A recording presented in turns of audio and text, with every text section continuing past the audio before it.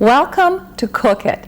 I'm Barbara Thiel, County Home Economist with the Cooperative Extension Service. And today I'd like to do a workshop on basic kitchen equipment and their uses. And what a better way to start a workshop than with a scrumptious lemon chiffon cake. We're going to do these things from scratch because more and more we have people ask us that they have trouble with baking or would like to make some good home products but don't exactly know how. So what we're going to do, we have all-purpose flour here. This is a canister marked flour with a scoop, and we're going to sift it. If you would look in the old cookbooks, they say sift, measure, and re-sift. Well, that's why these sifters are triple sifting.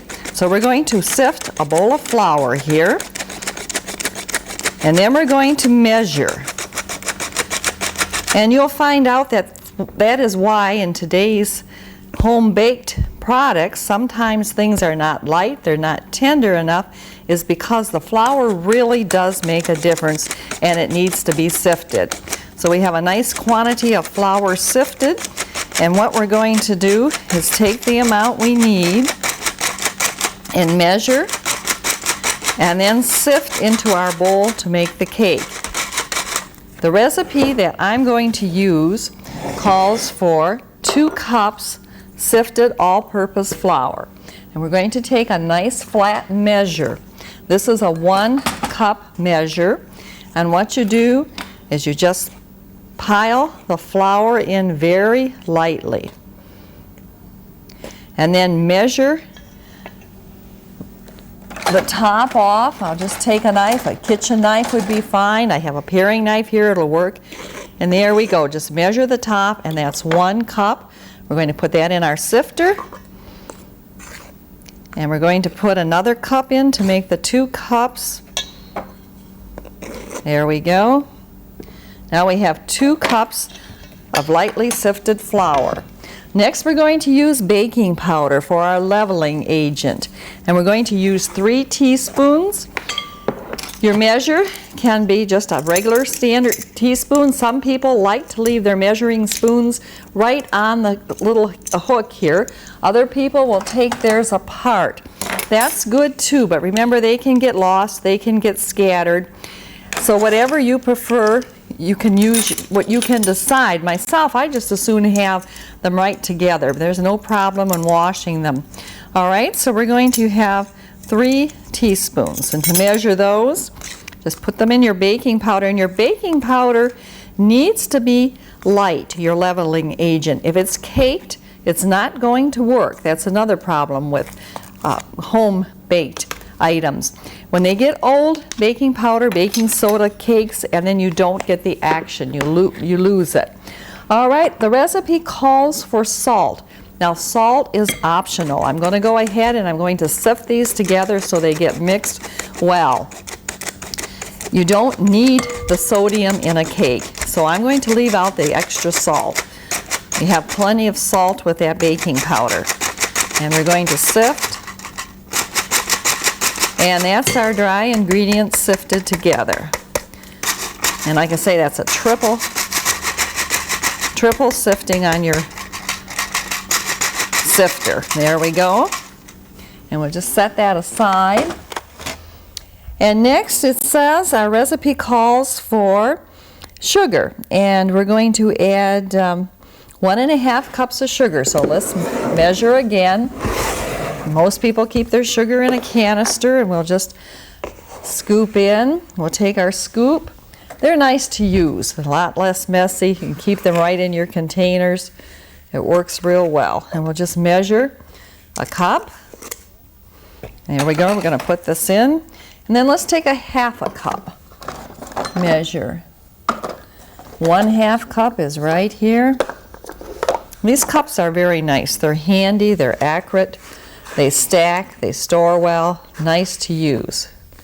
All right, we're going to put our cup and 1/2 of sugar in here. We'll measure it off again. There we have accurate measure.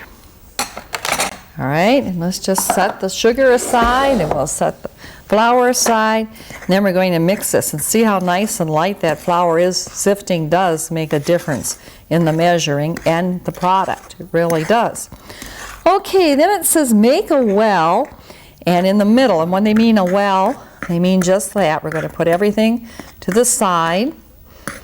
And it calls for vegetable oil, 1/2 cup. Now this is a liquid measure, so we go to a liquid measuring cup, and that we pour. It's very hard to use a regular flat cup because, as you saw, I leveled it off. So for the liquid, we use the pour type, and it's marked 1/2 cup, 4 ounces. And we're just going to carefully, you can put it on eye level or get down to eye level, but today I have my hand is nice and steady, so I'm just going to pour it. If you want, you can put it down and then get down here and pour, and you put it right to eye level. We'll put that in the center of our well. There we go. And then it calls for 7 egg yolks. And I know you're going to say, well, that's going to be high in cholesterol, but I'm doing this cake purposely to show you different tools. And instead of putting the egg whites right in there, a wire whisk is very handy in the kitchen. And we're going to whisk this up so that everything gets good in solution. See how easy? Believe me, a wire whisk is really, really one of the basic kitchen tools that you'll use over and over again. And that way, you won't have any lumps or hard pieces of egg in here. Now, if you really have to watch cholesterol, you could also make an angel food cake, use the egg whites, or you could use like a 2-egg cake and use the egg yolks out. But I just want to show some basic kitchen tools today. So we'll put our egg yolks in. There we go. And another basic tool which we couldn't be without is one of our spatulas, because we would lose so much of the ingredients if we didn't have a spatula. All right. And then we're going to have some cold water, 3/4 cup.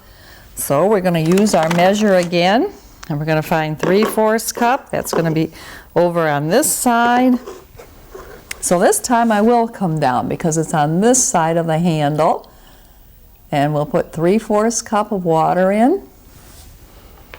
There we go. We'll put that right in the well too. And then we have 2 teaspoons of grated lemon rind. And we're going to measure that out, but I'm going to show you how I did that. Here we go. And I'll measure for you. It's going to give it lots of good flavor. We have plenty of rind here. And if you've never grated rind before, a grater is really a wonderful addition to a kitchen.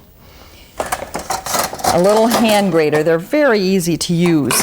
This is a grater that has different sizes on it, so you can get slices, you can get small gratings, or you can get a larger grating. This is a fine grater. This is nice for grating things for salad, like carrots. It's one of my pet graters. And this is a coarser grater for cabbage.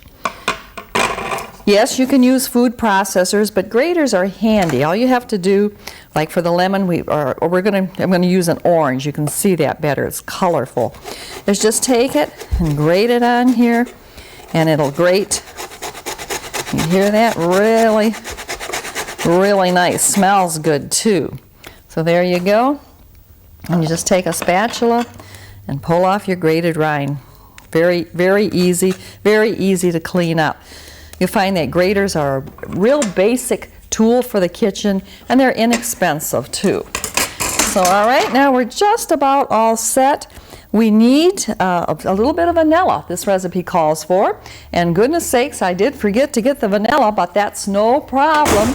I'll just swing right over here and we'll have our vanilla. It's right here. And I'm sure you do things like that at home too. And I want to get the vanilla though, because we are going to measure again, and we're going to measure 2 teaspoons, and you just pour lightly, carefully. There you go. And now we have all our ingredients that we need just about for the cake. So now we're going to beat. And when you beat, you can use a wooden spoon or a heavy spoon, and you actually do a beating mixture. You get the ingredients well mixed and in homogenized mixture here. Oh, it smells so good, looks so good. Really easy. I also chose a cake that didn't use a mixer because a mixer is so noisy. And to finish out the cake, we're going to use the egg whites from those yolks. And we're going to slowly pour our mixture in here, and we're going to fold. So often people don't know what a folding mixture is. But to fold, you go up, over, and the egg whites incorporate air. That's the purpose of the egg whites. All right. So we're going to put some more in here.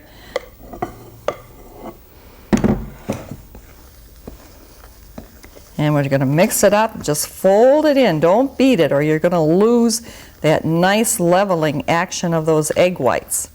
Just fold it in. We'll do one more addition. This is the base of that cake. And let's take our scraper, give it a good scrape so we don't lose any of the ingredients.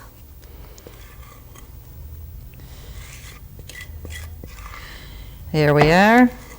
And we'll fold them in and we'll turn them into our 2-pan and bake our cake. All right, let's fold this all in. Be a nice, high, light sponge cake, a lemon chiffon. Believe me, it'll go so fast. See how easy that is? Just incorporate all that air right through there. And it's not expensive either. When eggs are on sale, they're reasonable. You can use a mock sponge cake or chiffon cake. All kinds of cakes. Really good. And they're so inexpensive to make compared to bought-in cake. Tender, nice. So I hope these techniques have helped you. Today we're going to put this in as you try more and more home-cooked products.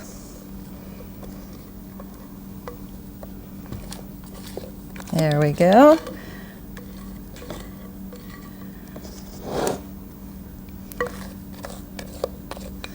And this bowl we can pour from. It has a little lip here, so let's use our equipment to the best of its advantage and pour right out.